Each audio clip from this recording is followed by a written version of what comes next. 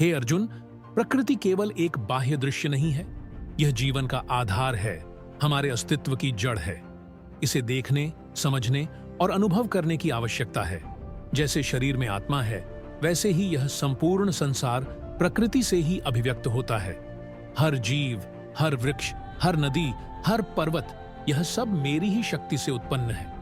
तुम इन्हें केवल अपनी आंखों से देख सकते हो, किंतु जब तुम अपने भीतर की आंखें खोलोगे, तब जानोगे कि यह सब मेरा ही विस्तार है।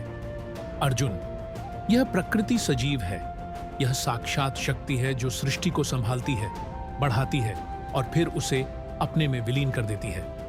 जैसे बीज में वृक्ष का पूरा स्वरूप समाहित रहता है, वैसे ही इस प्रकृति में सारा संसार समाहित है। यह सभी भूत, भविष्य और वर्तमान की धारा में प्रवाहित होती रहती है। हे अर्जुन, देखो इस अद्भुत प्रकृति की लीला को। दिन और रात, सर्दी और गर्मी, सुख और दुख, सब परिवर्तनशील हैं। ये सब प्रकृति के गुण हैं जो संसार को गतिशील रखते हैं। लेकिन तुम इस परिवर्तन से स्वयं को विचलित मत करो। जैसे नदियां अपने पथ पर निरंतर बहती हैं, वैसे ही तुम भी जीवन के पथ पर चलो। तुम्हारा कर्तव्य है कर्म करना, परंतु यह जानो कि इन कर्मों के परिणामों पर तुम्हारा अधिकार नहीं है।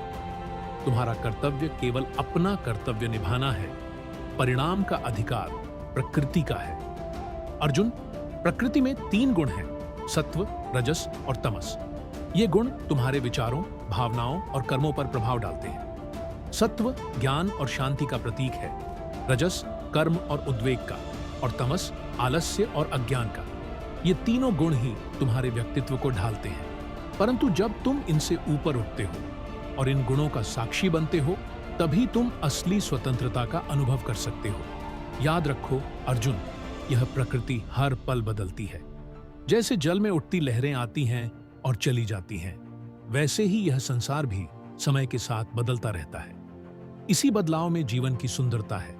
जो व्यक्ति इस परिवर्तन को समझ जाता है, वह जीवन में अडिग रहता है, जैसे पर्वत अपनी स्थिरता में खड़ा रहता है।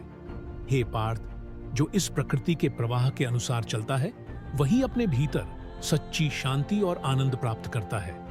जब तुम अपने मन को शांत करके इस प्रकृति की गहराई को समझोगे, तो तुम जान पाओगे कि जो भी तुम देख रहे हो, सुन रहे हो, अनुभव कर रहे हो, वह सब मुझसे ही प्रकट हुआ है। इस सब में मैं ही हूं और मैं ही इस सब से परे हूं। तो हे अर्जुन, प्रकृति की इस अनंत यात्रा में तुम केवल एक साधक हो।